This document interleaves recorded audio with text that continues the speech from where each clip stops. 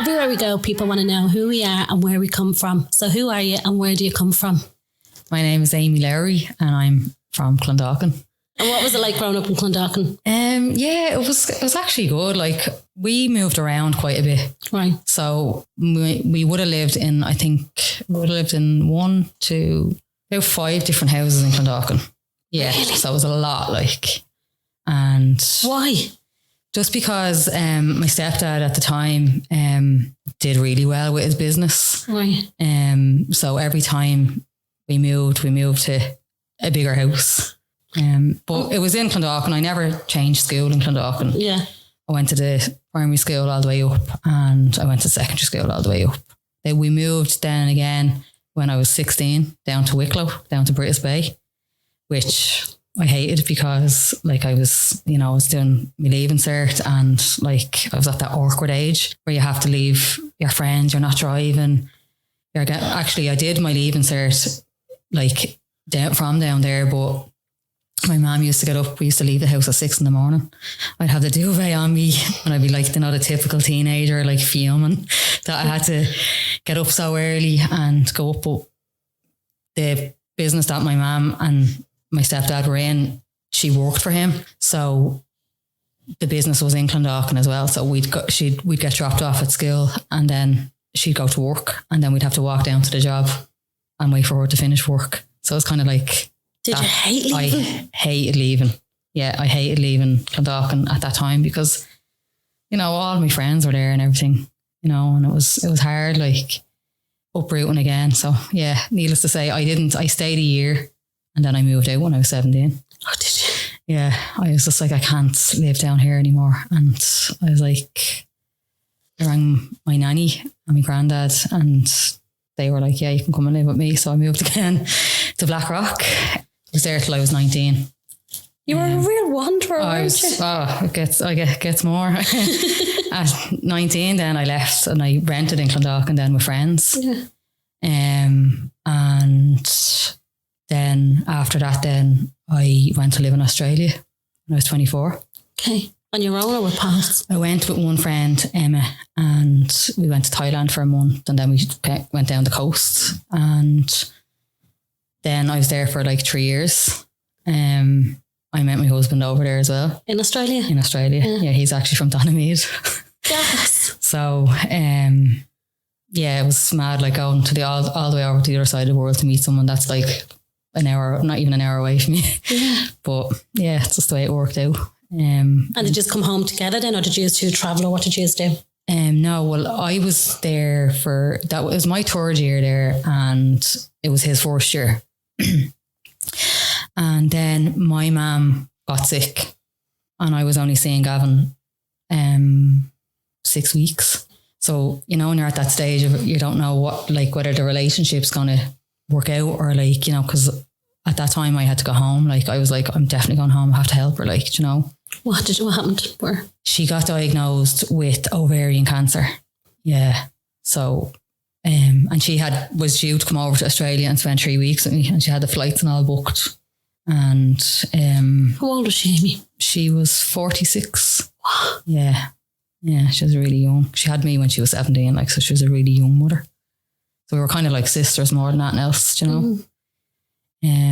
So yeah, I wasn't sure, and I said to Gavin, will you take over my apartment in Australia and mind it for me?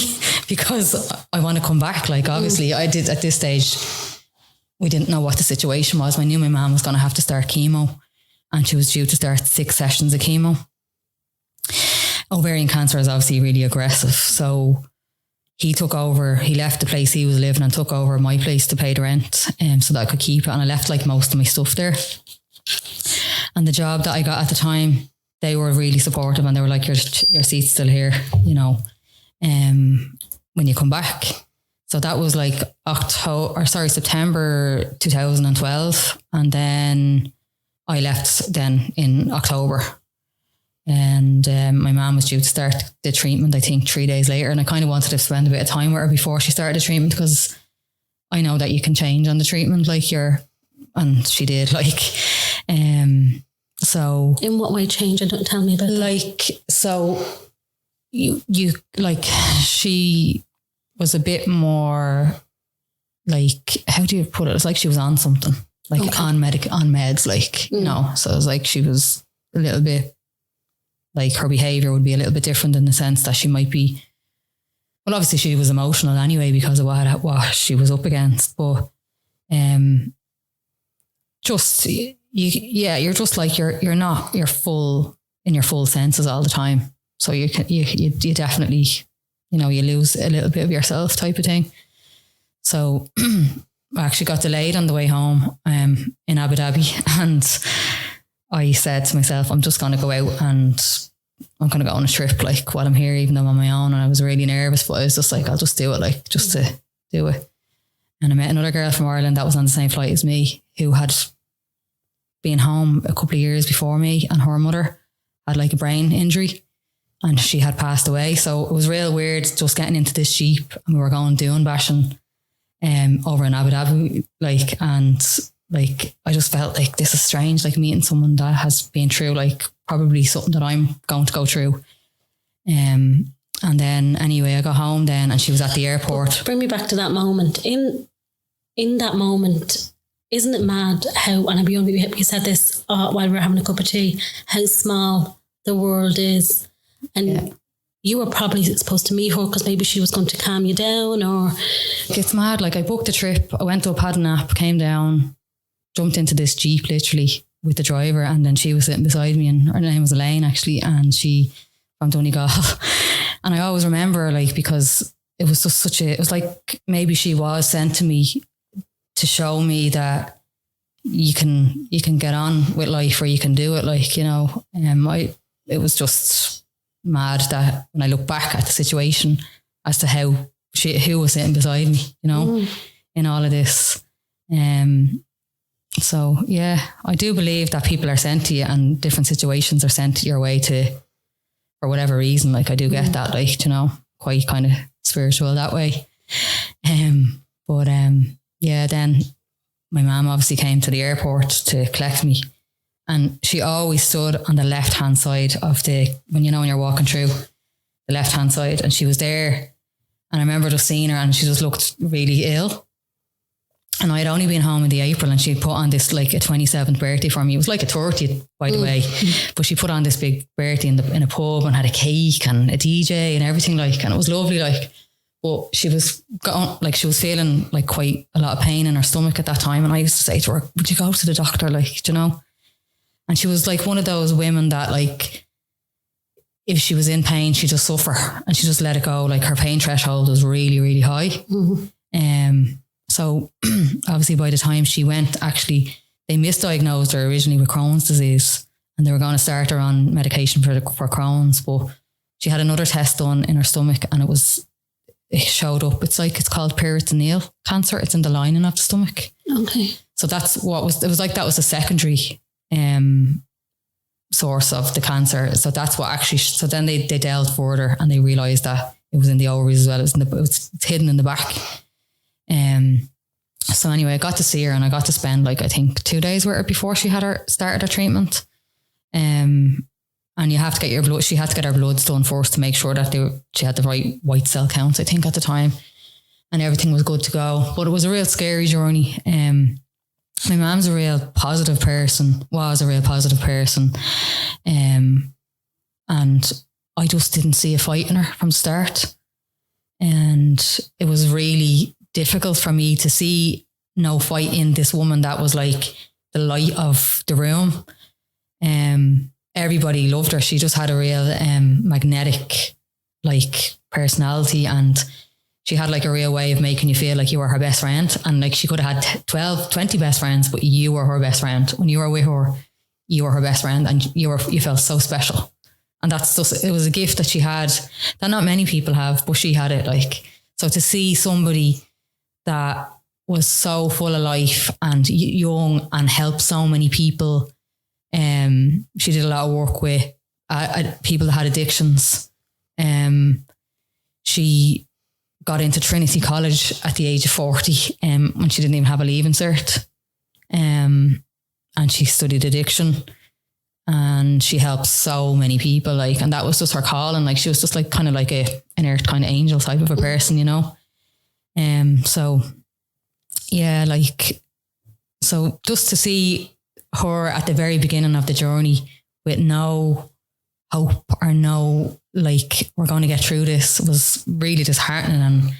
And it kind of, like, I kind of felt real vulnerable then. And I'm the only girl in the family, like with my mum, and I'm obviously the eldest as well. And I, like, obviously I felt it was my duty to take care of her, and so that's what I did. I had no idea what the journey was going to be like. It was very emotional, and it was like the only way to describe it kind of is like a living nightmare when the person that you love, your mother, is suffering and there's nothing that you can do, like, to save her or to stop her, like, or to take it away. You know, it's very, very, like, it's emotional, it's raw, it hurts, it's just, yeah, it takes over, like. So she started the treatment anyway, and that was really difficult. She got really sick from that. Then obviously comes with the hair and all, having to shave her head. She actually looked beautiful with a shaved head. She just had a really lovely face. She held herself very well. I mean, she put her makeup on every day and she got dressed every day for most of the days. And she was a person that wanted people around her all the time.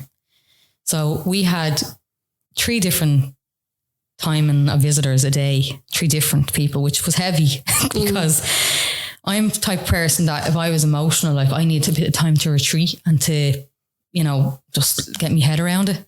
So you're meeting people, 3 different types of visitors a day. It was tough. You know, trying to, like, I mean, I used to just say, look, just make your own tea at this stage. But lots of her friends are amazing. She had a really good network of friends, and they're still amazing. Some of them are really good to me and my brothers. Like, they will host a birthday meal for me on my birthday at one of their house, and the same for my brother. And they're just very caring, and we would have traditions with them all from when my mum was here. So we try and keep them and we make new ones. So another one of her friends, Aoife, is really good to me as well. Like, I would have been the type, I would have had my mum on speed dial and that went wrong, or anything that I was struggling with. Like, she's the first person I would call. So that is a huge loss. Like, that just that part, like, and you don't want to be ringing anyone else that amount of times or for whatever reasons, because everybody has their own life. But that part I found extremely difficult. It was that kind of connection, that loss. But for the most part, there is some really good people that she had in her life that are still in her life. So that's really special. But just going back to the treatment, then she did the treatment she could only manage 4 sessions of the chemo out of 6 because she was too sick, and she was just, the cancer was just growing. And in the middle of all of that, then her bowel was getting blocked and she had to get a stoma bag. And she was so upset over that, because it was just another added thing that was happening to her that she couldn't control. And then we had to learn how to, you know, look after that part as well. And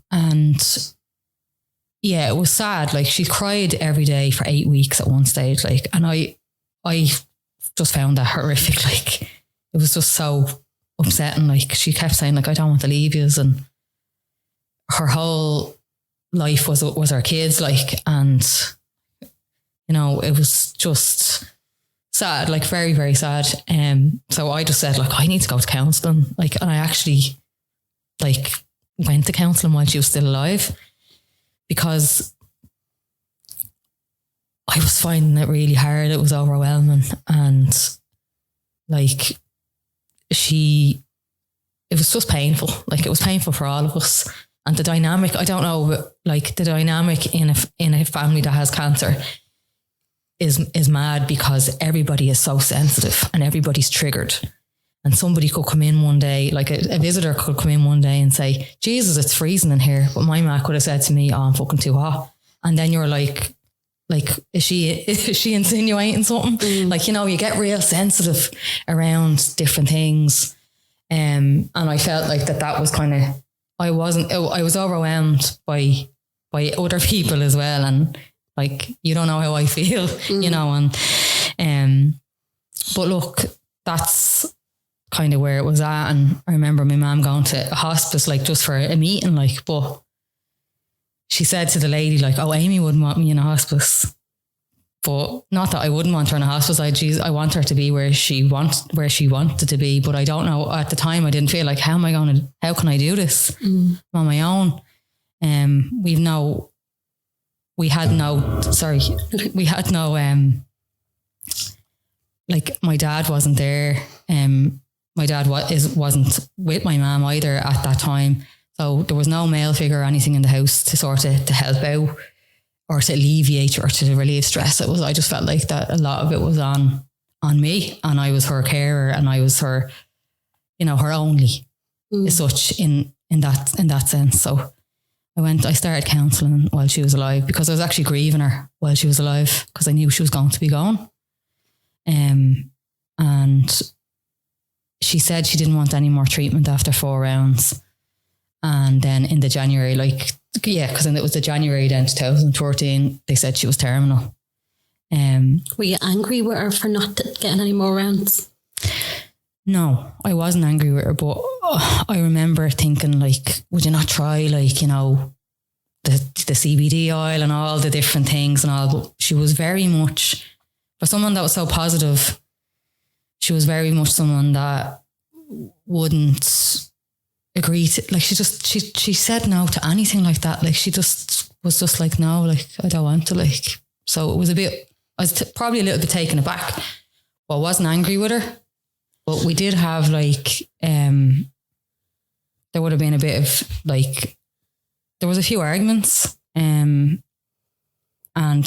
it was right to, like, they were right to come to the surface. Like, I think because she was dying, people were afraid of her, but, like, and probably everybody was saying yes to her and all, but somebody had to say no to her at some stages, like, just for different things. And it was me that had to do that. It was just boundaries, like, you know, but that was fine. Like, and she actually said to me as well one day, like, it was really sad. Like, she said to me, like, if I've hurt you in any way,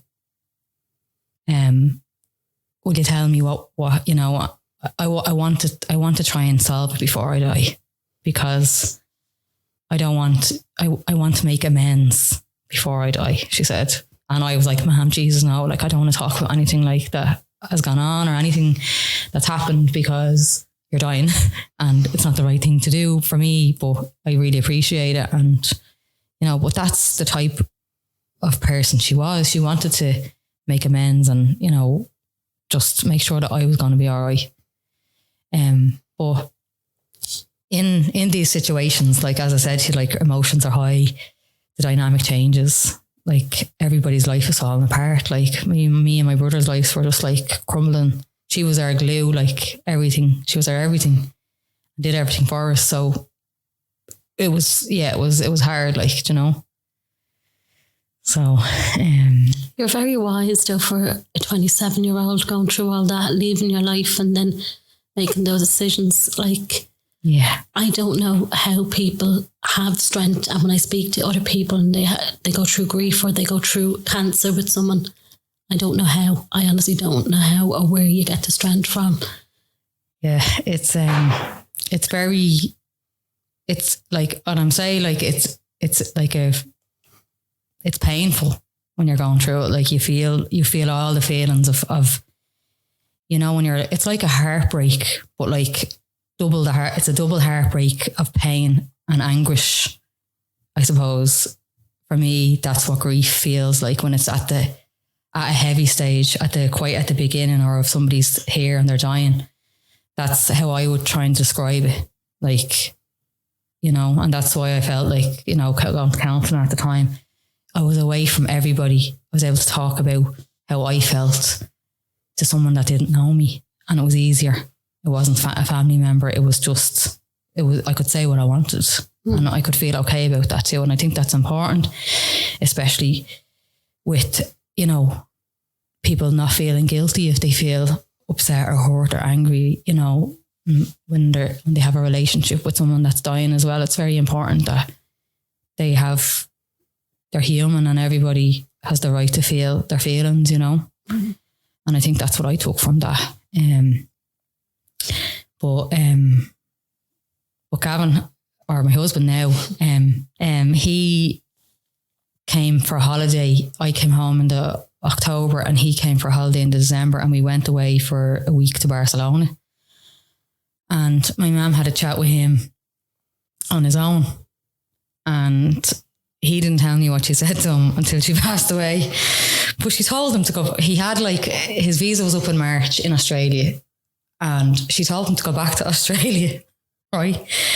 And that, like, basically, like, obviously he had a job and whatever, like, there was obviously nothing for him here, to go back to Australia and come back obviously in March. And he had said to her, like, she had said to him, like, I know you're going to marry her, like, you know, and all of that, like, but I kept thinking to myself, why is he going back? Like, I really want him to stay. Like, I felt like I needed him, because I was in so much, like, emotional turmoil, and I kept saying, I can't. But it was at the, you know, that new stage of a relationship, so you don't want to come across like you're, like, a psycho, like, or you're like, you know. So I kind of just went with it, and I remember saying to him, like, God, like, I just wanted to say to you, would you just please stay? Like, but I couldn't. And I was like, he told me afterwards, I think if it was any other fella, they probably would have told me out of their own kind of, say, I don't know, selfishness. But he didn't. And I remember saying, I'll kill her for saying that to you. But no, she wanted the time with me on her own, and she needed it. And he came back in the March, and I remember getting upset, and she was like, you're going to leave me. And I was like, I'm not going to leave you, like, you know, she really heavily relied on me, like, and I was like, I'm not going to leave you, like, just, it's relax, like, that was kind of a little bit, that's when I started to realize, oh my God, like, she really, like, relies so heavy on me, you know, and I could feel it, like. So that was in the March. And then go back to the January for me. In the January, she was diagnosed as terminal, was she? Yeah. So they told her that, like, she was terminal, and that they could offer her more treatment if she wanted, but that it might not work. It wasn't working, the treatment that she was on. They could offer another type of treatment, but she said no. She just said, no, I don't want it. I think she knew, like, what's the point? She was so sick on it that she just couldn't, like, she just didn't want it anymore. Like, she was just like, I can't do it anymore. And we were all sitting there, and then she started talking about what she wanted for her funeral, and it was real strange, like, to go through all the details of what she wanted. Like, she wanted to get cremated, and she wanted to go into there's these there's a graveyard in Greystones, and you can actually bury your ashes. Okay. And you can get your name put on a plaque on the wall, and it overlooks the sea. She loved the sea. So she actually went to visit this graveyard to see what she wanted and where she wanted people to go and visit when she was gone. So to have all of that kind of in place. And did you go with her? I didn't go to the graveyard with her now. I think maybe her sister might have went with her. I don't think it would be something that I'd want to do. But about 3 weeks before she died, myself and my brother Craig, we went up to Vincent's Hospital because we were really nervous. We knew she was dying, but we just didn't know when, where, like what. We just, you know, when you're waiting. And we went up to Vincent's to speak to her consultant to find out, like, what stage she was at. Where, like, you know, we were a bit lost. And how old was Craig? Craig was 24 at the time, and then my other younger brother was 21. But we went up to Vincent's, and myself and Craig went in, and like we just said, like, what stage is she at? Like whereabouts is, like, what's happening? Because we don't know. And he said, guys, I'm going to say 2 weeks. Well, we nearly fell off the chair because we were not expecting him to tell us that. And he said, listen, he said, if she stays any longer, it'll be unfair for her. Now, she stayed 3 weeks. We went back. She knew we were going up there. And when we went back to the house, she said, and how did you just get on? And we said, oh yeah, no, it was grand. We just asked loads of questions. Like, and do you think she knew that that was her timeline? And I hate to say timeline. She definitely knew that it was drawn near, because the patch that she was on, they kept up on her patch. Like, it's a pain patch. Like, so you're slowly losing her, you know, and you're not getting as much out of her then when she's on this high dose of medication. So she's slipping away slowly as such. And in the home, Amy, who was in the home while this is happening? So there was me and my younger brother, Eamon. That was it. Yeah. My brother Craig was living on the Navan Road at the time, but he was working as well full time. So on his days off, he was coming down, and yeah, it was literally just me and my brother. And I obviously wasn't working because I couldn't work. Yeah. So we were just kind of living in this nightmare, like, every day for 9 months. It was 9 months. We got out a few times where she actually was, like, God love her, like, she tried to do something with us all before she died, and she went to Manchester with my brother Eamon for the football match in a wheelchair. Like, she was like, I mean, she was on death's door when she did this. Like, if you've seen photographs, she looked absolutely dreadful at this stage, and she still went over there. And then with me, we went to see Billy Elliot for a night.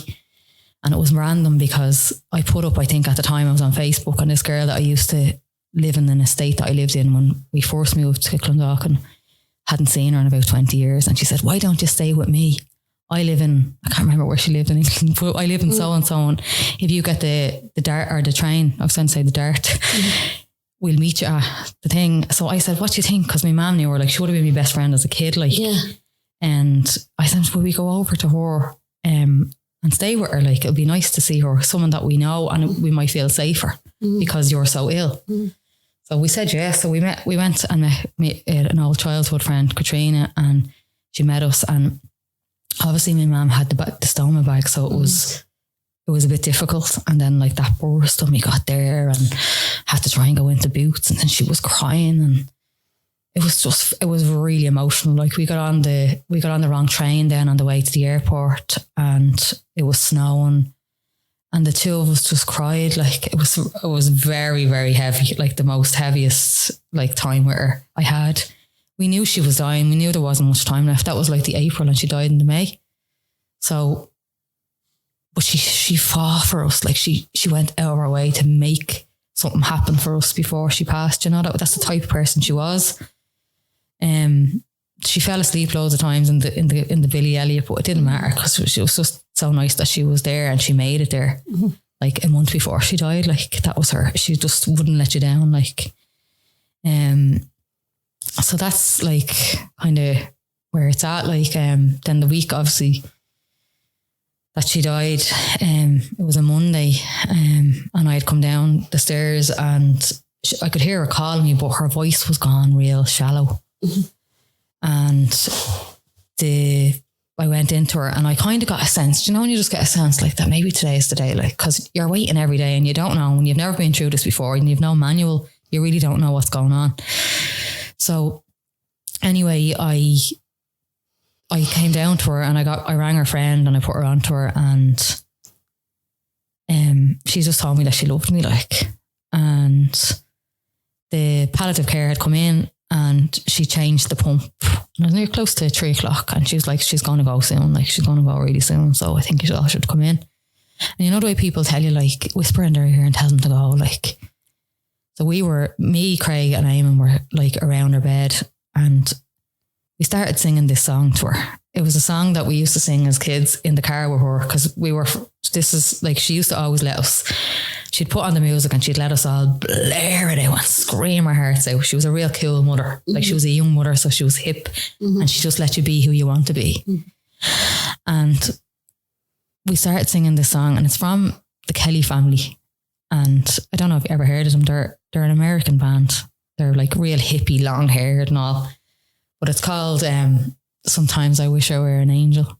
And it's a sad song, but we all loved it, like growing up, and we all used to sing it. And so we just started singing that to her. And, you know, then we were holding her and we were saying, we look after each other, man, and all, and like, you know, we'll be fine, don't be worrying and all. And so there was a few people around us out kind of side of the room, because we had her bed downstairs and we had a downstairs toilet, which we were really lucky. And one of her friends came in, and my mum had another friend called Trish. She was a nun, but she was a Spanish nun. And she left this book when she was visiting her. It was called, like, it was the prayer for the dying. And so her friend came and, you know, opened up the book, and literally it was like, bless your eyes, bless your arms, bless all your parts of your body. And there was a little kind of a script to it. And I'm not joking you, like, this was mad. Like, on the last word of the prayer, she took her last breath. Like, it was just so surreal and calm. And me and my brother started laughing. Like, we looked at each other and we just started laughing. And I said to him, Jesus, I was saying in my head, like, people are going to think we're fucking mad. But it was like a release. And it was like a nervous laugh, because we just didn't know what to do. And we were just like, oh my God, like, this is actually after happening, do you know? So that happened, and then she stayed in the house for the night. I never went back into her. Did you know? No, I didn't want to. I just felt like that when I left the room that day, that was it. She was laid out in my nanny's den up in Sallynoggin. And I did see her there, but I never went back into her that night. And I don't regret it. I feel like I couldn't face it, if you know what I mean. Like I was very numb as well. You go through so many different emotions, like you're kind of closed off as well at some stages. So I was kind of in that numbing stage, and I was just shocked. I think I was just more shocked that she was after she died. Like, I never, not that I say I did witness somebody other than my mother die, but not like that way, you know. That was that really. And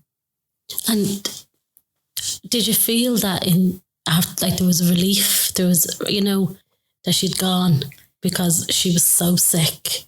Yeah, like I remember when you hear, you know, oh, like they're out of pain, they're out of this. And I remember thinking, when people used to say it, I never really understood it. And I used to think, like, I'd say some people hate when people say that to people, because it's like, well, they're not here. I don't care about that. They're just not here. And I remember my younger brother saying, like, I don't care. I wish if I could keep her like that, I would. And I'd say, you can't, you know, and that's the difference. Like, she is out, they are out of pain. They're out of the suffering that they had to endure, which it's like a death sentence, a slow death sentence that you, like, it must be like, it's awful frightening for someone to know that they're going to die and have to leave people. Like, you must be, like, no matter what you probably go through different stages, denial, anger, acceptance. Like, you obviously go through certain stages in your own mind, but I do understand why people say now they're out of pain, and I get it, because it is important that they're not suffering anymore. But it is hard when people say that to people that have just lost somebody as well, like, because it's a sensitive kind of a thing to say, like, and you know, and no one knows what to say. So they just say what they think is the right thing to say, and that's all right as well, you know. Like, talking to you here, like the lump in my throat at 46 years of age, I'm 41. And to think that all that's been taken away from her, but also you guys being so young. Yeah. And dealing with that. Yeah. Yeah, it was difficult at the time, and my mum was renting a house at the time. So when she died, then we had to look, like we were like, well, we need to go and find somewhere to live, like, because we weren't planning on staying there. Obviously Craig lived in Navan Road. He had his own place. But me and my younger brother, then we weren't going to live together, but we needed to find somewhere fast. Because like at that stage I had decided I'm not going back to Australia. I don't want to go back. I'm in too much pain. Like the thoughts of losing my mother and my best friend and then having to go all the way over the other side of the world. Like I think that would have been even more grief. Like I think my grief, not to say you don't have timelines on grief because everybody's different, but I would have probably went into a deeper, maybe into a real deep depression if I had went back to Sydney, because Sydney is they call Sydney the lonely hearts, and you can feel very lonely in Sydney even though you have your friends around you. It's just something about it. Really? Yeah, it's just a strange thing that you feel when you're there. Now you can obviously, I mean, I had a great time and everything, but there is times where you actually feel quite lonely. It's mad. It's such a strange thing. But I left all my stuff there and I never went back. And I wish I could have went back to closure. That part still affects me. It bothers me that I never got to go back to close everything up and bring stuff home. And then but I stayed at home for 2 years and then I went to Canada because I kind of felt a little bit shortchanged because I was after building my life up there for 3 years, and I had just gotten this really amazing job in an engineering company, and like life was starting to get good, and then it was all gone. And I was like, I need to go away and I need to feel that I can do it again somewhere else, just for my own. And then we needed to save for our wedding and house. So we went to Canada and we picked Calgary. So did Gavin come home then? Yeah, Gavin stayed in the March then. And he never went back, and I was only delighted that he didn't go back because I needed him so much then. And it was mad, like most of our relationship was like, at the start of our relationship it was long distance, and Jesus, if it was anyone else they probably would have ran, but he didn't, you know. And I didn't really know him, right? So it was mad because I actually didn't really know him, but I was trusting in this person that I had met, and that, you know. And I remember when he was in my house, when he was home for that week, or no, when he came home actually in the March, I didn't really notice this, but my ma loved when somebody did a job for her. Right? She just loved it. And Gavin is the type of person that you don't even have to ask him to do anything. He's very domesticated. He does so much for me, and did since the day I met him. He's just that way inclined. And he just one day went out to the back garden and opened the shed and found the lawnmower and started cutting the grass without anybody asking him. He used to do hoover in the house, and he used to light the fire.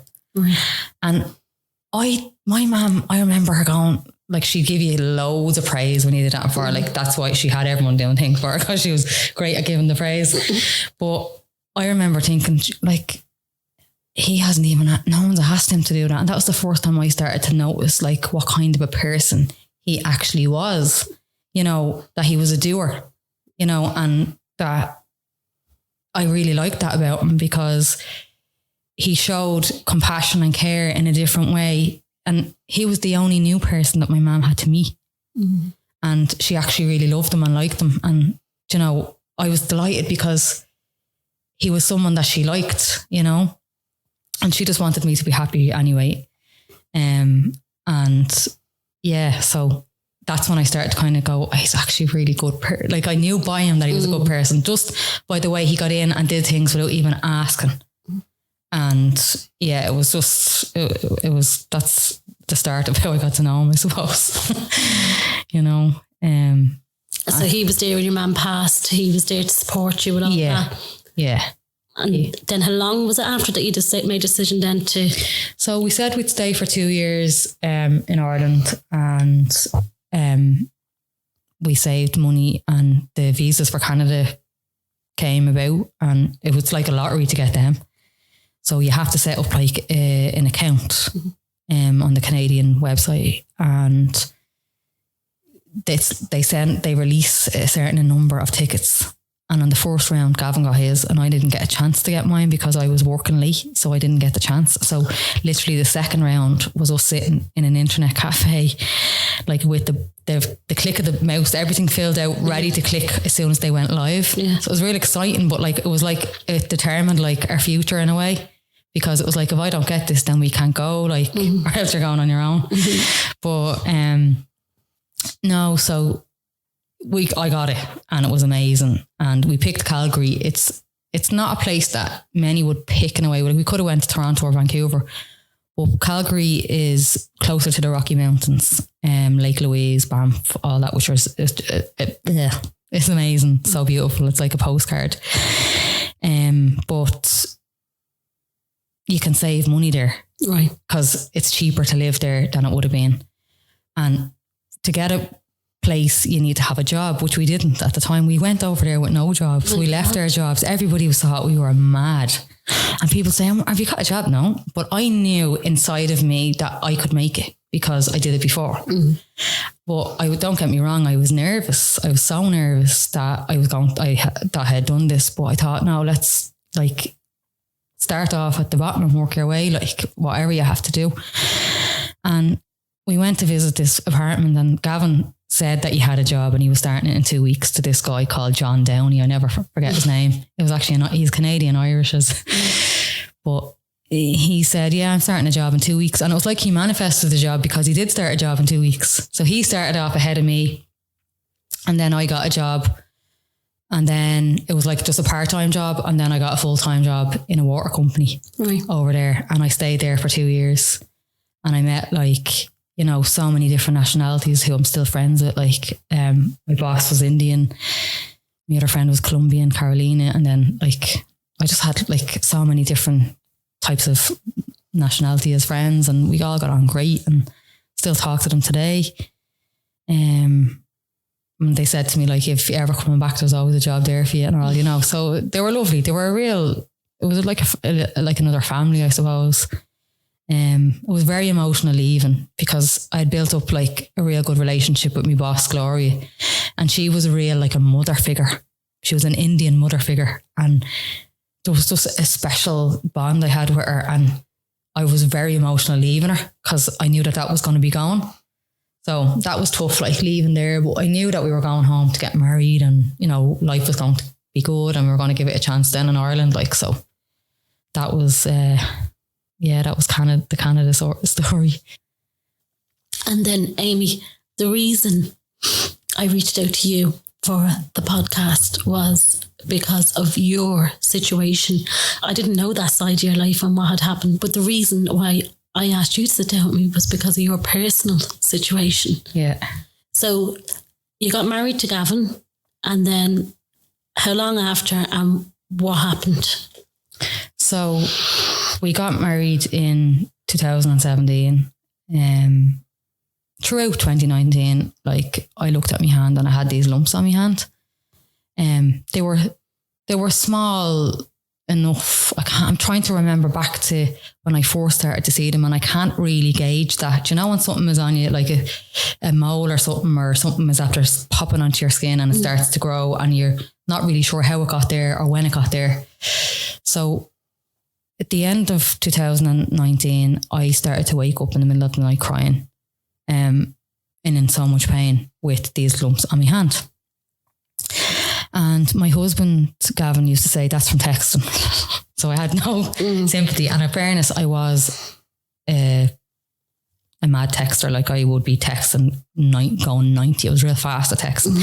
And my thumb used to cross over constantly, and I'd be flying it like. So I thought, well, maybe I am, but I'm not changing because it was me right dominant hand.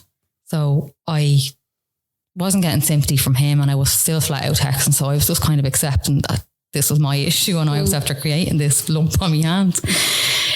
But anyway, I had this dream that I went into work anyway, and the girls in work used to say, will you just go to the doctor? Please go to the doctor. Like, you know, just get them to check it for you. So I said to them I would. And a few days before that, I had this dream that this nurse said to me, get up there on the bed. And she said, you're next. and she had like a chainsaw, and she was going to cut my arm off. So I went into work and I was like, girl, I just won't believe this. Like, I'm after having this fucking nightmare like that. Sorry, of course. Okay. After having this nightmare that that they were going to cut my arm off and everything, like, and I said it was so scary, like it was so real. So I booked in with my doctor, and my doctor is in Clondalkin, even though I don't live in Clondalkin. And I hadn't been to him in about 8 years because I'd been away and everything like that. So he was real surprised to see me. And, you know, anyway, I said, look, I have these lumps on my hand. And he said to me, there could be nothing sinister in them. They could be fine. He said, I suggest you go private to get them tested for an ultrasound. And if they need to, then you might need an MRI, go private. And he said, then I'll put you public. If they don't know what it is, you'll get seen to really fast on the public. Probably shouldn't be saying this, but sure, look, that's a tip of anybody. So I went to James's, got the ultrasound done, and the guy who did the ultrasound was like, it doesn't seem like it's cancer. It just seems like it's, you know, malignant. Is it malignant? Malignant? Benign, malignant? Yeah. I don't know. So he said, but because it's under the tendon and sheath, which is like your muscle, I'm going to need to get an MRI. So it was around December then, and I said, I'll get the MRI done in January. It's €300 and I'll just get Christmas out of the way because I didn't have any health insurance.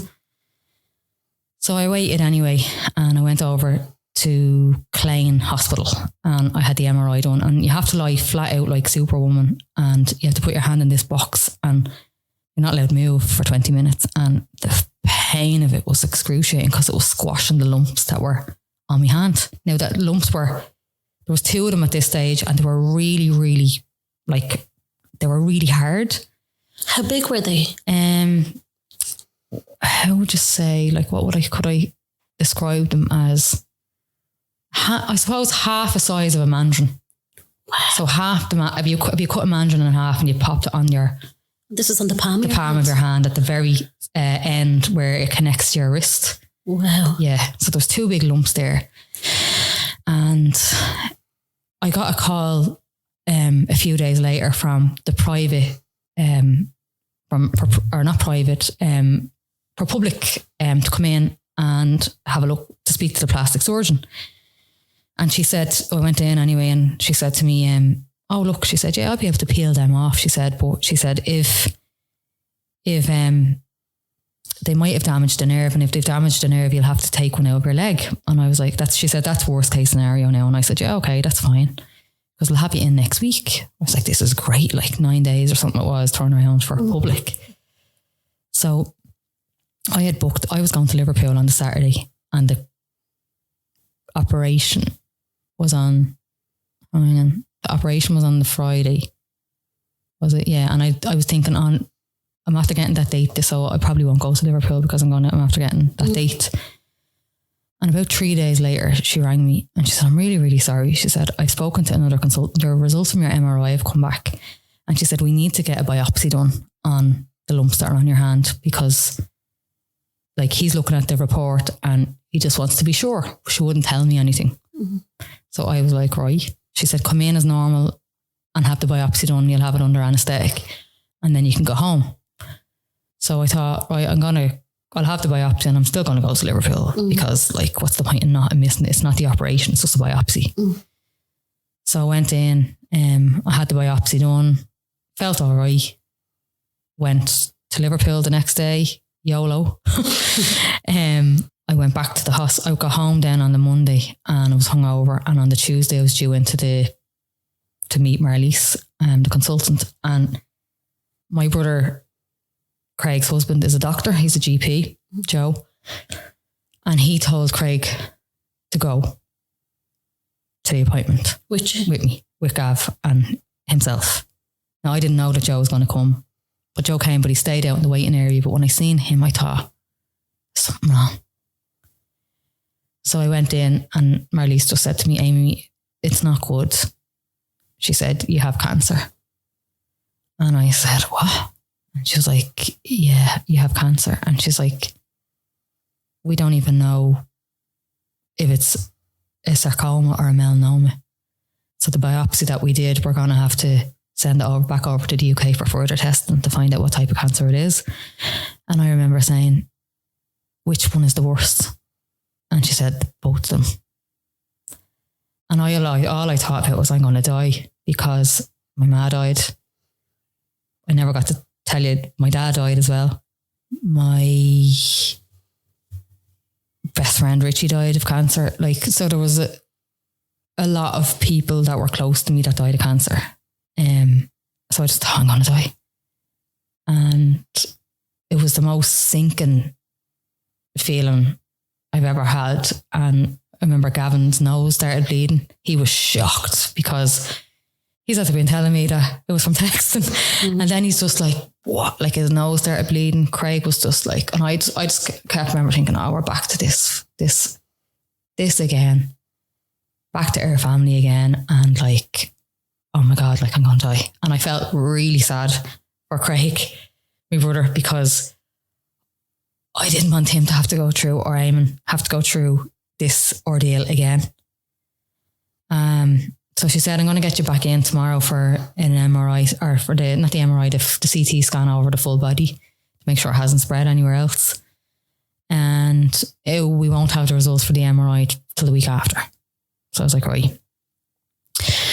So I rang my job, told my job. Everybody was just shocked. We were all just shocked, couldn't believe it. Like, went home that night, because I was like, I just need to go home to my own house. We went for something to eat after. Well, we tried to go for something to eat after James's, and I was just like, I'll just have a bit of ice cream or something, because I just couldn't eat. I was shocked. I was like, oh my God, I'm going to die. That's all I thought. That's it. Like, I don't know. So we went home anyway, and Gavin started making these posters, and they were just called, he just had like positive and localized. And that was our like manifestation. Let's hope it's localized. If it's localized, we can deal with it, because it's in one place. It's not anywhere else. So let's try and keep positive, and it's localized. So he's very special, isn't he? Yeah, he really is. He's so good, like. And like, he always has like a plan to help to get through something. You know, he's just that kind of person. And we were just like, we'll get through it and all. And, you know, like, just the two of us. And then we were obviously just waiting then. And I got a phone call one day, I think it was a week later, and it was Marliese, and she said, I have your results. Do you want to come in, or will I give them to you over the phone? And I said, no, just give them to me over the phone. Like, even though I probably wouldn't understand half what she was saying. And she said, so the cancer is called clear cell sarcoma, and it's a very rare cancer. It's a 1% of cancers. So like, it's so rare. And I just said to her, but it's localized. You know, I was so excited and delighted.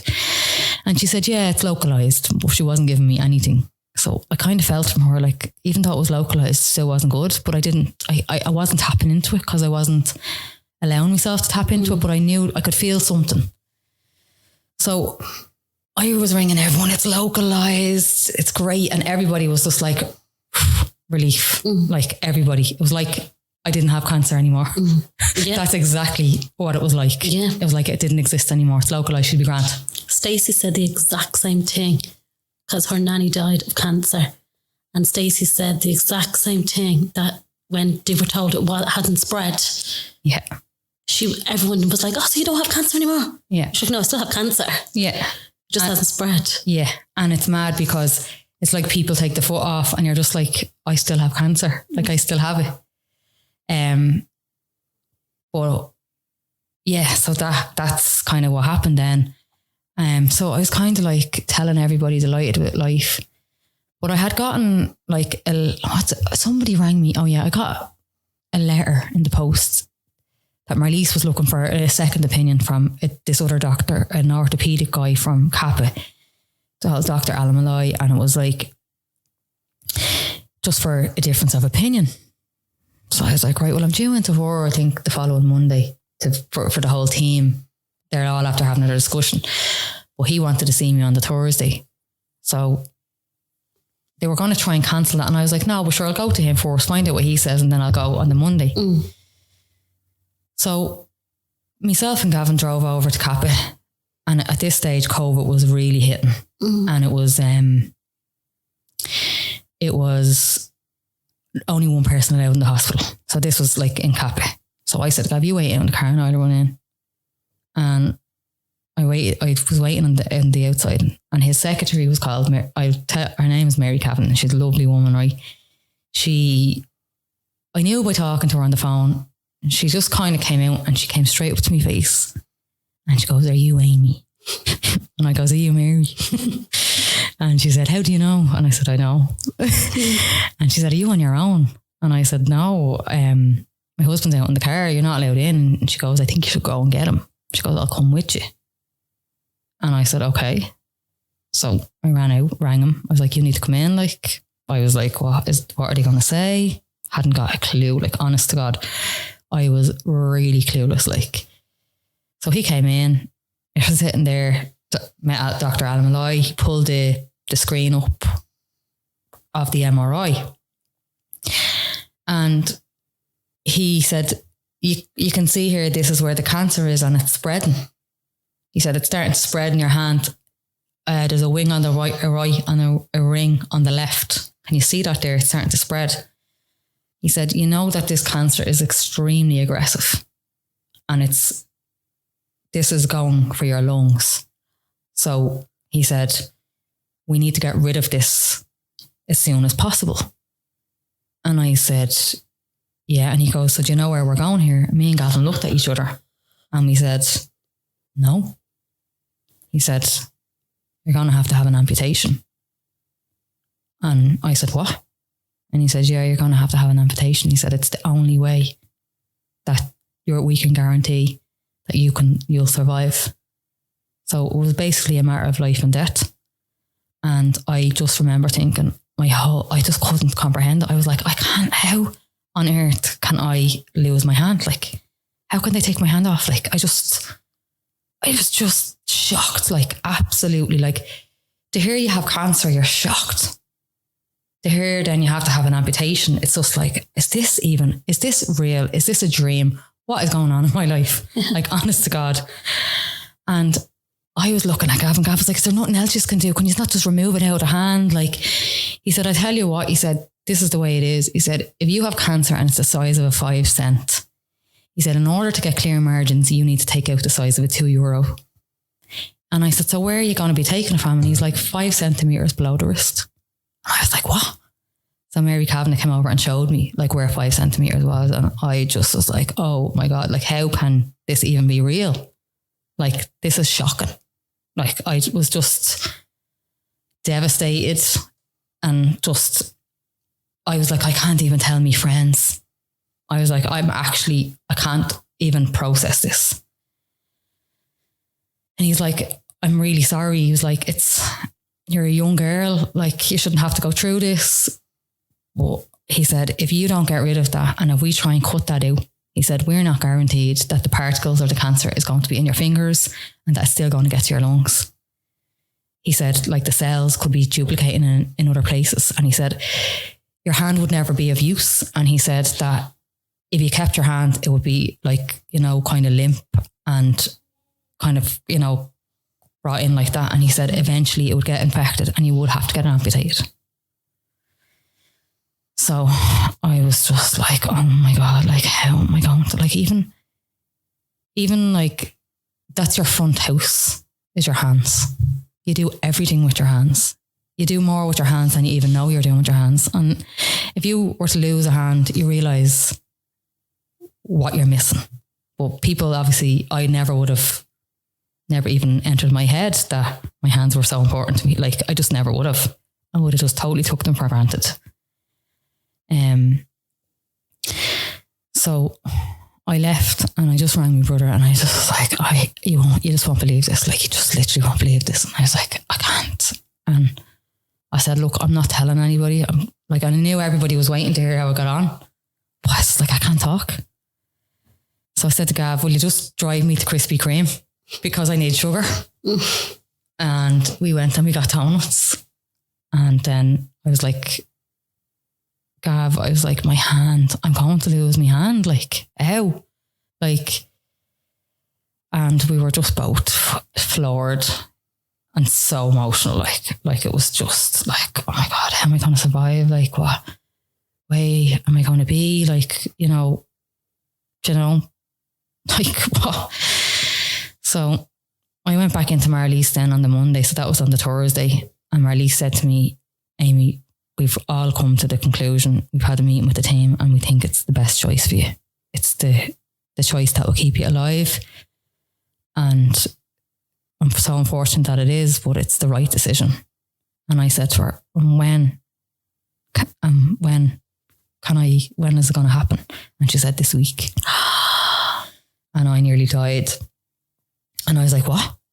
And she said, yeah, because COVID, Amy. She's like, if we don't get you in this week, like we might not get you in.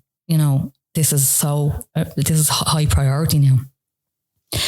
So I was shocked, and I was like, I'm going to have to meet my friends. I'm going to have to meet them for dinner. I'm going to have to tell them everything. So I rang on my friends. I was like, can you meet me at the Chinese up at Newlands Cross at 6:00?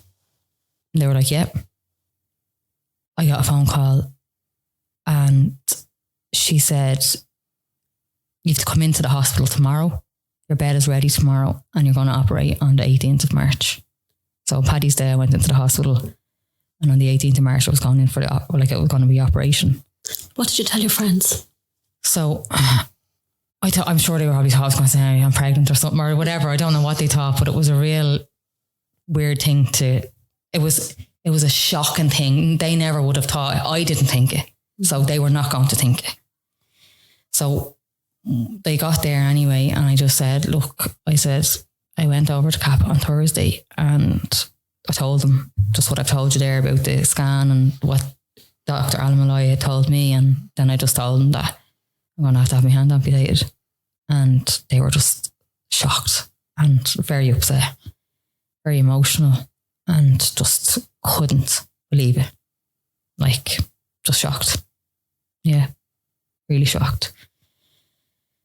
So,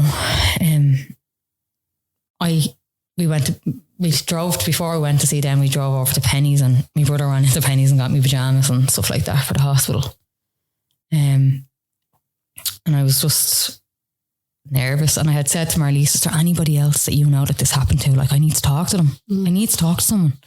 And she said, yeah, there's a guy called Paul who lives in Clondalkin actually.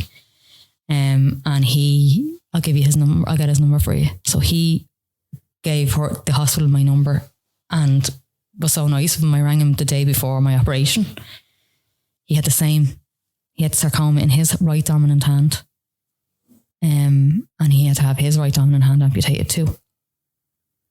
Which is so bizarre. Like, it's just so bizarre. But I just needed to speak to someone that had been through it and that they were all right. So he was giving me all the good, that it's so important that you get it because, Amy, if you don't get it, you're going to die and, you get really sick and all the rest. And, he was really supportive and I was so grateful for that phone call. And he was real, I felt like I had someone behind me, someone that now is going to know what I'm going to go through. Do you know what I mean? Like he's been there, he's walked the shoes and I have somebody then to call when it's over. So it gave me a little bit of comfort. My friend came down to help me get everything ready for the hospital and she dried my hair and everything for me. And she's a real mammy friend, like, and she always looks after me. And she drove me to the hospital and we were to meet Gavin at the hospital. Gavin was working and Gavin, the job that I work for had put Gavin up in the Hilton Hotel Kilmainham for 2 nights while I was in the hospital. And me and Gavin got to the front door and they wouldn't let him in. They wouldn't let me in.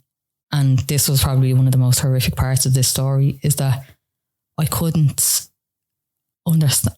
I said, like, he needs to come in with me. my hand is getting taken. Like, I need him. Like, no, it's COVID. He's not allowed in. And I remember like, just like being like, I can't go through with this. Like, how can you do this to me? Like, how can this story get worse? Like, I am petrified.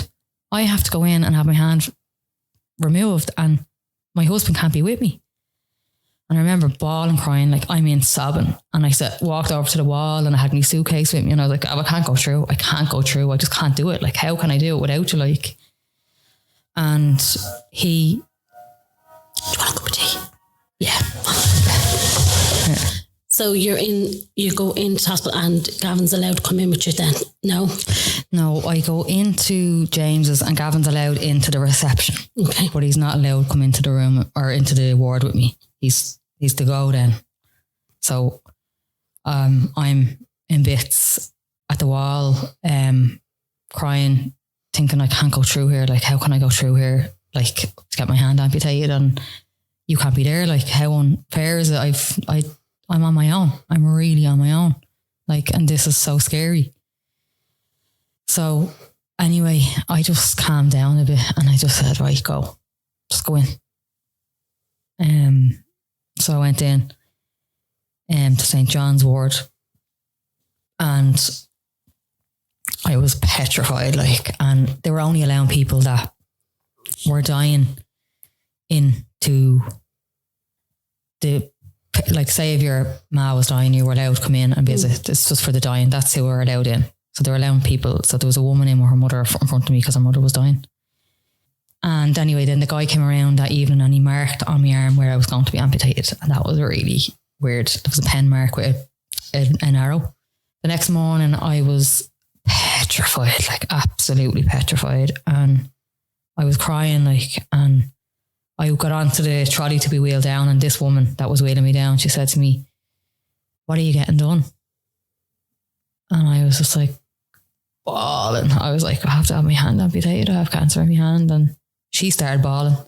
And I was just like, yeah, I was just petrified being wheeled down to this theatre and I was just parked off. Like, you're just sitting there, like, and you're just like, when I wake up, my hand's gone. Like, it was just madness, like. And you just parked up. I just parked there for about 10 or 15 minutes that you have to sit there, bawling your eyes out, and you've got nobody with you. Like, I know when everyone gets to that area, then there is nobody. But like, for getting something like what I'm getting done, like, you should really have somebody beside you, kind of minding you. You need that, you know? And then I went in and they had trouble getting the needle into my hand. And then all of a sudden I just remembered the gas going on my face. And I woke up then and... In the moment of the gas being put on your face, what's that like? I was like I was just fucking... Sorry, I was just traumatized in that moment. Like, I actually felt like... it was a very heavy moment. And they were shouting and all because the needle wouldn't go in my hand and they were hurting my hand, my other hand. And there's a big plastic thing that goes over you and you're just like, I just felt like I was kind of suffocating for a second. Do you know, it was full on. And then I woke up.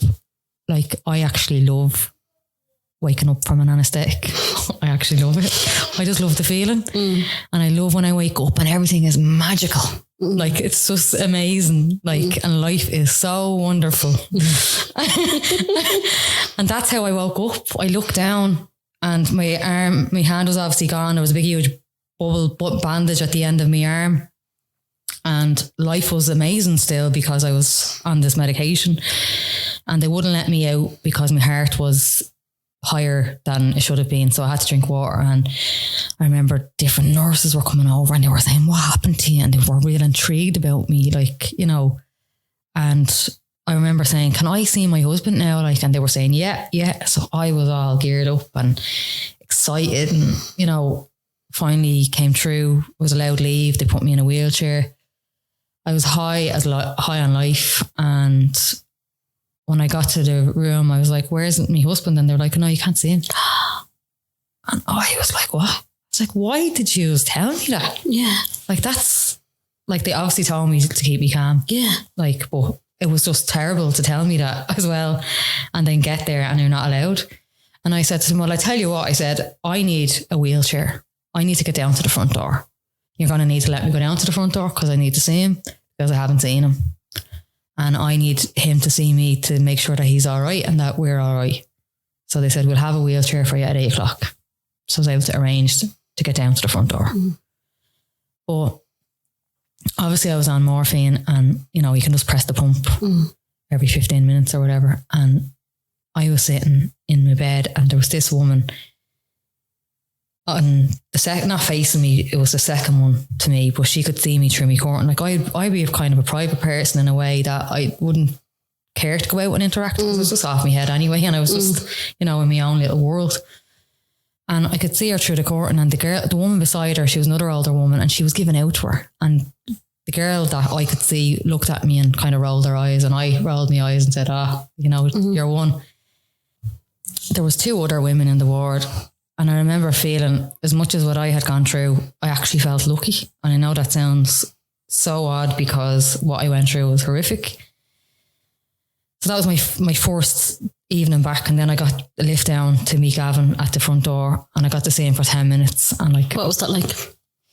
It was very emotional. When I look back at it now, God, like I actually feel so sorry for him because I can only imagine how he felt to see me after, like, it's the brutality of having your hands amputated. Like it's not just like that it's gone. It's just like it's severe, like to have something like that. So for a man, and I noticed that a lot of men were really, really deeply affected by it, more so than women. And it was great to see him. I was still on my meds. I was grand because I was on my meds, but I imagine for him it was horrific. Like I'd say he cried a lot on his own. Have you ever had a conversation about it? Yeah, like actually just recently, and I think he said that he did cry on his own because he was on his own in the hotel and he had, like, you know, God. Yeah, it must have been horrible for him. Like, can you imagine if I was to step outside my own body now and to look at the picture of what was actually happening, like I would be like, that husband is like idolizes his wife, does everything, like, and he has to go through the pain of knowing what she has to go through. You know, that way when you look at it in that picture, like that's a real wow. Sometimes I think that did this even happen to me? Do you know? It's like, wow. If you step outside yourself and you look at what's actually going on, it's a lot bigger than what, if you're in it, sometimes you don't see it. Mm-hmm. Could you imagine him going back to the hotel room on his own? Just wanting to be with me and to mind me. Terrified. Yeah, definitely. And the next day, I was only in hospital for 2 days because of COVID. The next day I had to get a PET scan done to make sure that it wasn't in anywhere else. And I went down, and when I came back up, everybody in my ward was gone. All the beds were moved. Everybody the nurses were sweeping, they were cleaning. And I was like, what is going on? And it was rush. And I said, like, what's happening? And they said, this ward is going to be turned into a COVID ward. And I was like, right, get me out here.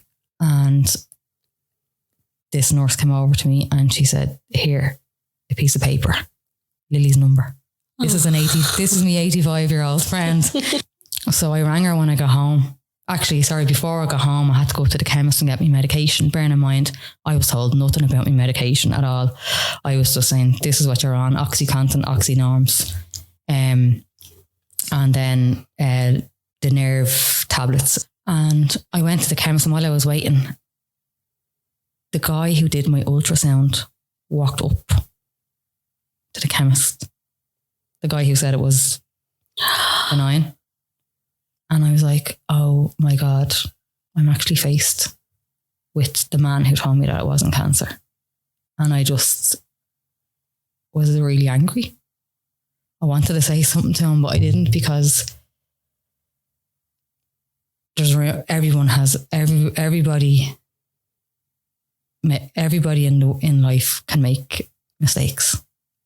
I know that was a different, and can you imagine I didn't go for the MRI because he told me not, because he told me that it wasn't, you know. Did he recognise you? He looked at me, but I don't know. He did look at me, and I just kind of looked, and I thought, this is madness that I'm faced with him before I leave. So I didn't say anything to him anyway, and I left. And when I got home, then I rang Lily, and she said that she was really upset and all, that they moved her to this other ward, and she was just petrified and all that. And I felt terrible for her. So I said I'd ring her again during the week. And when I tried to ring her, it was gone. And I thought, Jesus, something happened to her, you know. And actually only about 2 months ago, she rang me out of the blue. Like, it was random. So we were catching up from what happened after I left. But she was a lovely woman, and she's part of the story, you know. So then after that, then it was life. It was the recovery side. And like at this stage, like I didn't know what I was going to be able to do. Like I had, like at this stage, I mean, Gav had to help me get washed, dressed. Obviously, like I could eat with my hand, but like obviously just all the different things that, like, because I was in and out, I just, my hand was just taken off. I was in an awful lot of pain. And so my big thing would be stay in the hospital longer because they can clean, they can dress it. I would have massive fear leaving the hospital. That would be my fear. How you did that? I'll tell you about that now, because the day I was due back in on the 31st of March for the first viewing of my wound. And that was my birthday. Oh. And the day before I went back, my bandage fell off. Oh God. And I was like, oh my God. Like I looked down and I was like, oh my God, Gav. And he came in and I was like, this is after falling off. And we were just like, what? And I was just like, oh my God. Like I was kind of shocked. Like I was kind of shocked. I'm not going to lie. But when I look back, and even the next day when it was my birthday, I was actually glad, because I got to experience that in my own private space, in my home. And it wasn't a shock in front of other people that were going to be looking, and I wasn't going to. So I was a little bit prepared more than anything that I didn't. And I knew that then on the day, I was like, actually, I've seen it. I'm not going to be shocked because I've seen it. I was on the day, don't get me wrong. I was a bit like, I can't believe this was after happening. Do you know? And did he have to put it back on? Did you put it back on? Did you sit? Did you look at it? Looked at it, yeah. I picked it back up. I picked the bandage up because it was hanging off, because my arm was obviously swollen. Yeah. And it was ballooned up, and then it shrinks then. Okay. So that bandage was flapping off anyway, and I was just kind of holding on. Like it was like it was like a balloon kind of a bandage, if you know what I mean, the way that it's over that way. And I was just like, OMG. But then when I went into the hospital and hang on, fuck's sake, hang on. You're like OMG, like it's your, I know. You're so flippant, like. Yeah, well, it's come to, I've gotten to this, like I'm flippant now because I've gone through it. I'm past it. I'm out the other side of that, you know. And I had to develop a love for my, first of all, I had to grieve that when I looked down, my hand was gone. That was very emotional. Every time I woke up 3 times in the middle of the night in pain, new meds. And every time I woke up, I'd have to go to the toilet, and I was reminded that my hand was gone. And that was really difficult to comprehend. Do you forget? Did you forget sometimes that it was gone? Yeah. Oh, of course, because you're on so many medications, then you're going to sleep and then you're waking up and it's paining you. So you're waking up and you're like, right, Lou, more medication. So every time you have to take your meds, you're reminded because you're in the pain. So you can't get away from it because of the pain. Mm.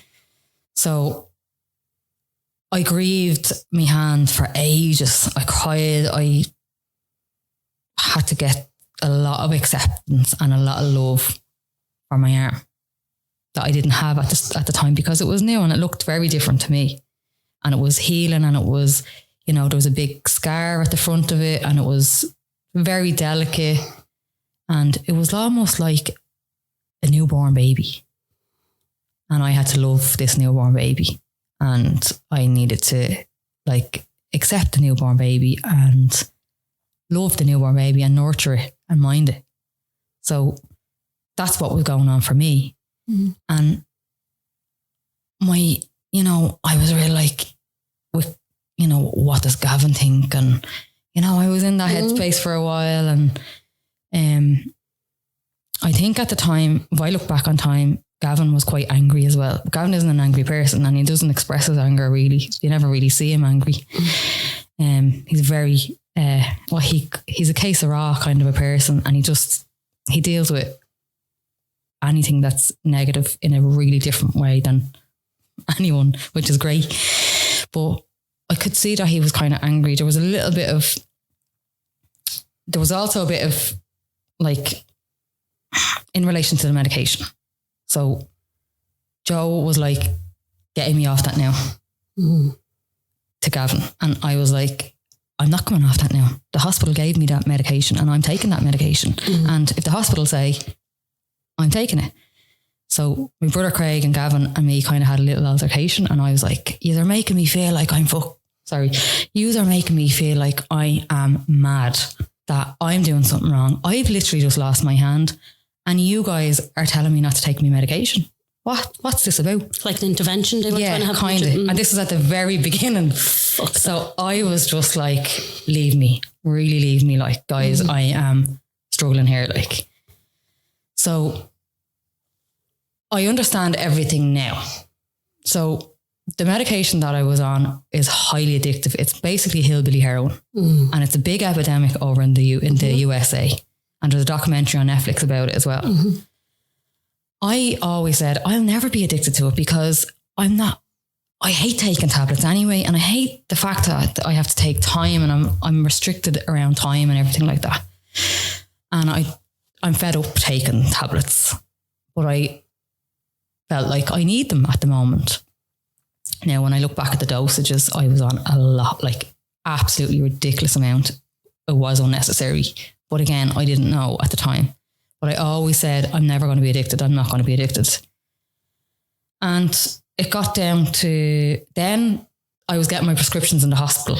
And the hospital, the chemist was being funny with, my own chemist was being funny with me then. Saying, is there nobody managing her pain? Managing our meds? So they were being reluctant towards giving me the medication. Some of the guys, I was using the hospital to give me a prescription. And then they started to stop. And I started to feel then like there was something wrong with me, and that I was an addict. Like that, I felt like that they were treating me as if I was an addict, which was really sad. And it was so upsetting. And I was actually so hurt that it was turning into this, where I had no education on the drug before I left the hospital, or there was no plan. Yeah, no one sat down and said, this is how long you're going to take this for, and this is how long you're going to take this for. So I just started to reduce myself, and we got through it, and I linked in with my own doctor, and there was a little bit of hassle at the start of that, but then I was like, do you know what? I felt like saying, F yous, I'll do this. And I'll show you that I'm not addicted to these, and you can all cop on. Like, so that was going on as well. So that's part of the story that other people never would know, and nobody would have understand. And that's why I say to you about social media, I stepped back from social media. I had loads of stuff going on in my life that I was trying to come to terms with, that nobody else could see or know. So that was all going on. So I eventually said, right, I'm coming off everything, and I came off everything too fast, and I rang my doctor, and I was in loads of pain and all, and he said to me, no, he said, you need to go back up. So I went back up, and I came back down, and I eventually got onto the liquid form of Oxynorm, and I was down to like 5 mil and whatever. And I went into my doctor, and I was like, I'm off, I'm finished. He said, what? He said, I didn't think you would be. And I said, no. I said, I told you, I genuinely was not addicted to that. thought that I needed it because of what happened. You were told I was told that I needed it. Yeah. And he put this big, huge smile on his face and he said, I am so proud of you. Because he didn't think he really thought I was they really believed that I was addicted to it. And I actually genuinely, and hand on my heart, feel that I wasn't addicted to it. I did feel like I needed it, but I didn't feel like I was going to rely on it for the rest of my life or anything like it. Mm-hmm. So in August, I gave that up. And Gav got me, he had said to me, because we were talking about getting a dog for years, and he was like, if you give up your medication, we'll get our dog. So I was like, right. So we got our dog then. And isn't it mad what you said about the oxy? I wonder how many people during COVID were just given, like, as that chemist said, who was managing your pain? Like, who was actually managing that? Nobody. And if you had gone the other way, that would have been as a result of, what's the word? Negligence. Yeah. And I do, because I watched that Netflix program. It's very scary. I could have been. Like, there's addiction in my family and it runs deep. Mm. And I easily could have been pulled that way. And especially with what happened to me. Mm-hmm. Because what happened to me, I was told before that some people are so depressed and down over what happened to them that they probably don't get out of bed for a long time. Mm. I didn't. I jumped up and was like, no, I am still living. I'm still alive and I'm not going to, I've been given the opportunity and the chance to live. Why? Why would I? Why would I hide? I'm not hiding. There's no way I'm hiding. Like, absolutely not. There's too much to live for and I'm not going to. So we had, like, obviously they were harder times throughout everything. And then of course, like, I wasn't sure what way would I be able to get dressed and all the rest. So Gav used to have to wash and dry me hair. He'd help me get dressed and stuff like that for balance. And then he said, Amy, just one day you just started doing it yourself. Like, you just amazed me. Like, you're just like, and I was like, that's obviously because my hand or my arm was healed and it wasn't as sore. Mm. And I just started to just do everything then myself. Is it a balanced thing? Because I know with feet and toes, well, it's a balanced thing. When I'm putting on a pair of socks, I have to balance on one leg. Okay. Because I have to balance on this leg, put my foot up, and then I have to pull the sock around and then pull it up around. Okay. With one leg. So I am balancing when I'm putting socks on. Mm. Do you know what I mean? And I just started doing all of that myself. I started having, like, you know, obviously have showers and all that. And, you know, I excelled more than I thought I was going to. Like, at one stage we thought, Jesus, is this it? Like, you know, we didn't know. We've never been through it before. Did you have physio? No, I had no physio. What? I had nothing. No, nothing. So there was definitely no... There was no support. There was no support, no aftercare. No aftercare. My consultant never rang me.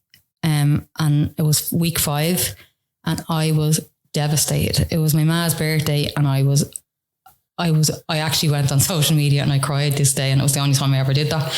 But I was absolutely just so on the floor. And I was I felt like, how can she not ring me? Why did she not ring me? I need her, and I need, like, a female figure to support me. Like, you know, I was left to go home. It was COVID. Nobody could visit me. I was on my own, like, throughout the pandemic, trying to deal with, like, just after losing my hand, being told I had cancer, like, you know, with no support. Did they not offer you counselling? Did they not do any of that? They did. That came like 8 weeks later. I rang my consultant and I said to her, like, I'm really disappointed that you didn't ring me, that I had to ring you. I told her. Mm. She called me in then to the clinic and she apologised. And she said that, just like, obviously with COVID and everything, that she just didn't think. And that she was very sorry.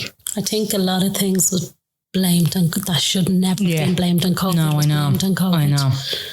Now, in fairness, like, she does my follow-ups and she's really nice, like, but I had to tell her that, you know, that she hurt me kind of in a way. And once I did that, like, it was fine. You know, I think she probably respects me for doing it, to be honest. I just can't believe there's no physio. Like, I can't believe no someone physio. Says to you, the only thing that I had was I got the HSE did give me a cosmetic prosthetic, which is what I have on at the moment, which I don't like it.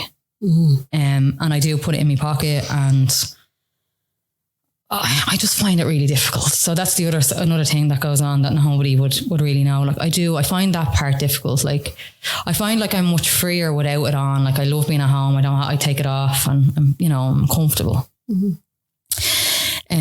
But when I go out or for my clothes to fit, like, I do like to put it on. But again, I don't really like to take it out in front of people. Because to me, when I look at it, it's like a doll's hand. It doesn't kind of, it's imitating something that it's not. And I struggle with that. Like, I actually do struggle with that part and with this prosthetic. And I can't wait to get the bionic, because the bionic is different. Like, the bionic is the Louis Vuitton arm of arms. And I'm going to own it, like, and I'm going to be different, and it is going to look different. It's going to be robotic. It's futuristic. I can accept that because I know that it's not a hand. So mentally, for me, I will mentally accept that more than I accept the cosmetic. The cosmetic one doesn't do anything. It doesn't move. It's just literally just there. So tell me about the bionic and how did that come about? So we spoke about it. My friends all got together and said, like, we're thinking of setting up a GoFundMe page for you.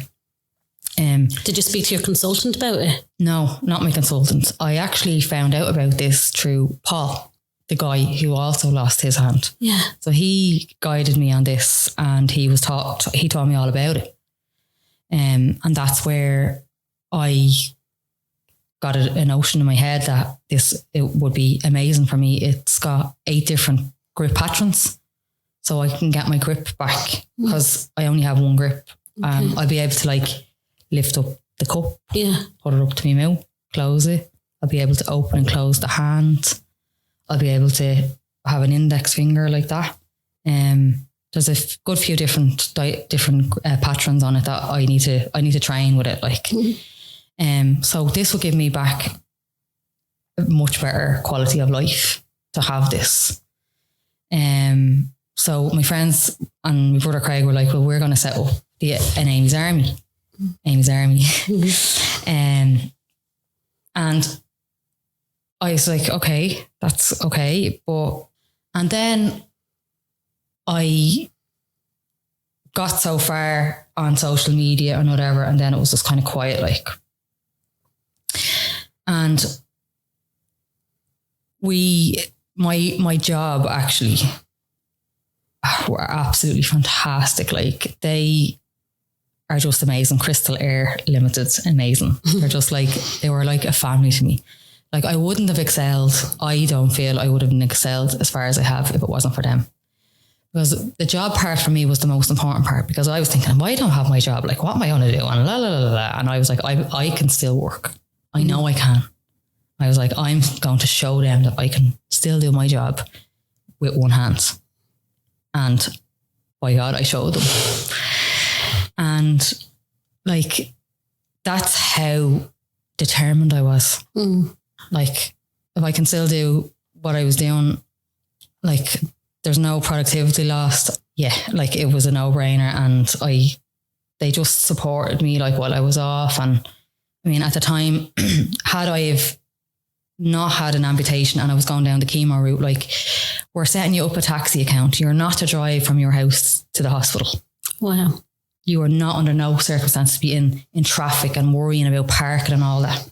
Like, that is all covered. Whatever you need, we are here for you. Jesus Christ. And they are still there for me and still here for me, and they're just amazing. It's few and far between. Yeah. And out of the other side of the fundraising, which I haven't put on social media, I will when I get my bionic arm. But the two owners of my company, Dominic and Dave. Well, Dominic plays golf for the K Club. Okay. And the K Club have been unbelievable to me. Like, we were supposed to have this big ball or evening, but COVID obviously kept, we kept going into lockdown, so we kept to keep pushing the dates out. And then it was just like, do you know what, Amy, we're going to do a virtual event. And Michael Fedderson, the owner of the K Club, like, absolutely so nice. Like, he was like, I'll just give you the money, and when you get the money, you can just pay me back. Like, that's the type of person that he is, and I was like, no, we'll wait until we get till the funds come in and whatever. So they did a virtual event, and Brian Ormond also was on their team, and he and Dominic and Mirren in the office and all really drove that side of the fundraising for me. And then I was able to get my arm. So with the GoFundMe page and the virtual event that the company and the K Club and Brian did, that I was sorted. I was made. Brian's so good for those things, isn't he? He's amazing. He's so good. Yeah, he's really, really good. And he knows how to get things done, Yeah, like he's amazing. He's so good. And I'll be forever grateful to them for doing that for me, How much does the hand cost, and where does the hand come from, Amy? So the hand is €75,000. Wow. It comes from the UK.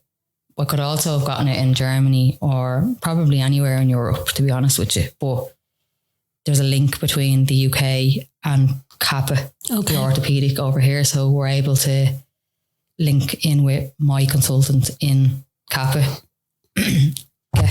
get fittings and stuff here. In Kappa. And then they send it over there. Brilliant. And it gets built and made over there. There was a lot of donations. I was on the Ireland AM, and like a lot of donations, came in through that, and really people rallied around and really supported me. And like, I'll always be grateful for that. And that's what I said to you, like, I tagged everybody. I made sure, and I still have them all in a little folder kind of at the end. And I'll never forget like the support that I got, and it's incredible what like community spirit does and how everybody pulls together. And tell me, when is the big day? So the big day is in about 2 to 3 weeks time. Okay. So yeah, I'll have it then. And I actually, to be honest with you, I want to get like a good photograph with it. So my cousin's wife, Alicia, is a photographer. Right. Alicia Clark Photography.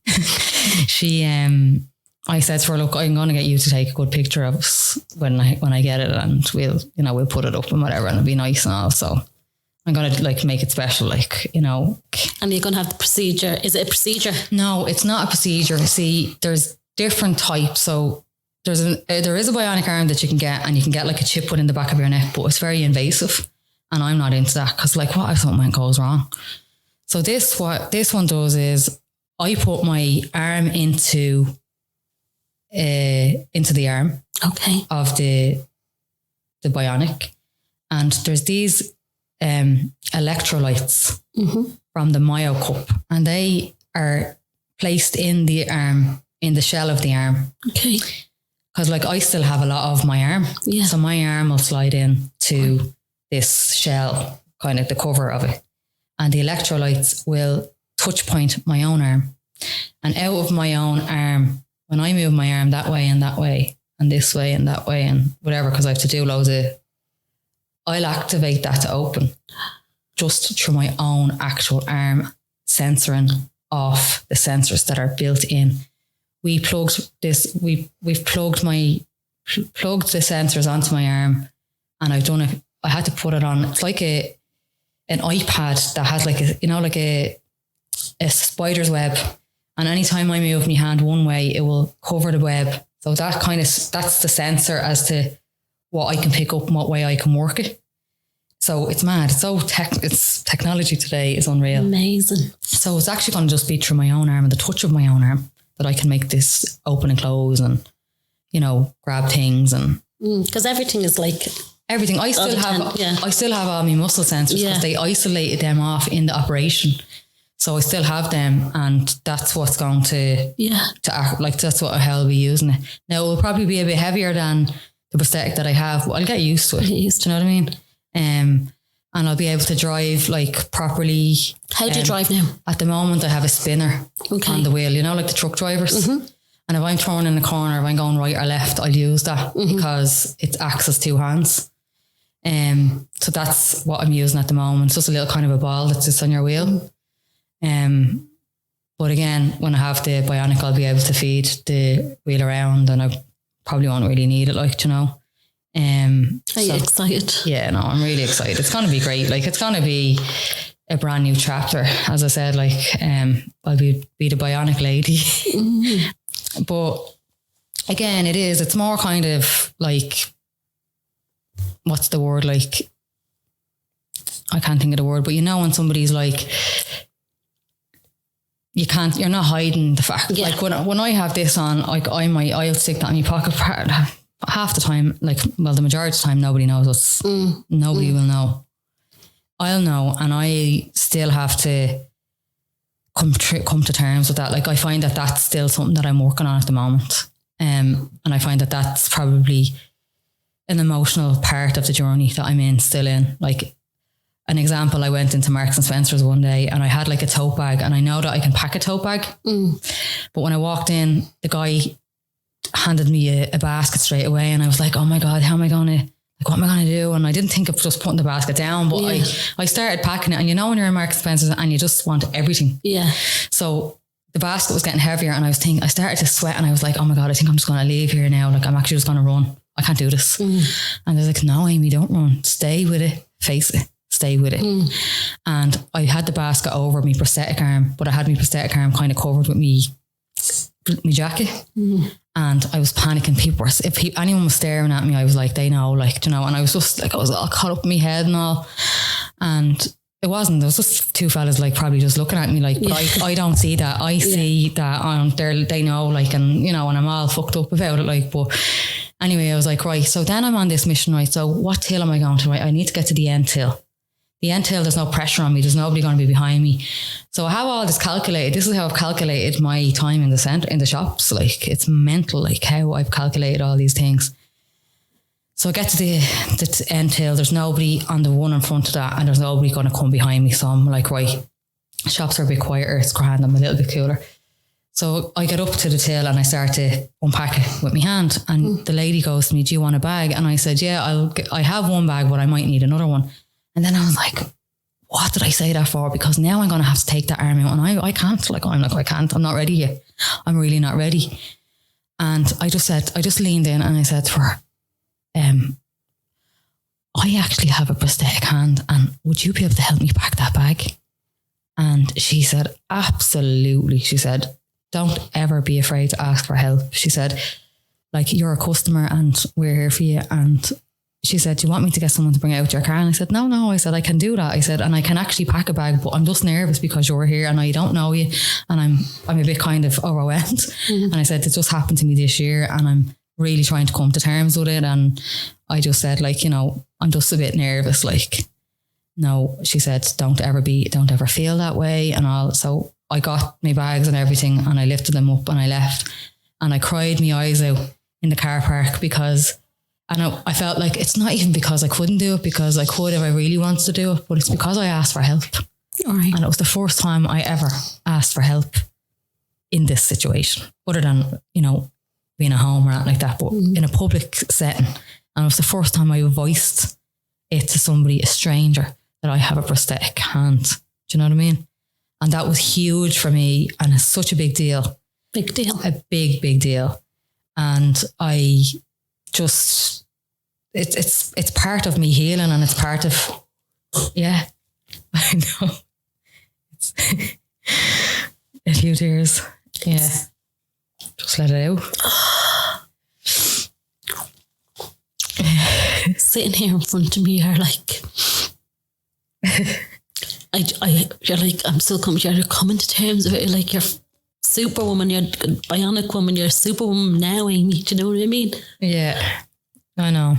Like it's a very sad kind of situation and what happened and all. But like, I just feel that like I'm going to get through it, and I'm going to show people that you can get through it, and you can get through difficult times in your life even when you don't think that you can, you know. And that's my kind of, I think that's my light for going forward in the world. And I actually believe that it was actually a sign to me now that I was actually assigned this. And Gav said to me, I always knew you were different. Mm-hmm. And I said to him, it's mad because I always felt different, even as a child. And I just feel that I have a resilience as well. And I just think that, like, I'm going to show you. Like, that's the way I feel. Like, I was assigned this task for a reason. However, somebody needs me. Somebody needs me to show them.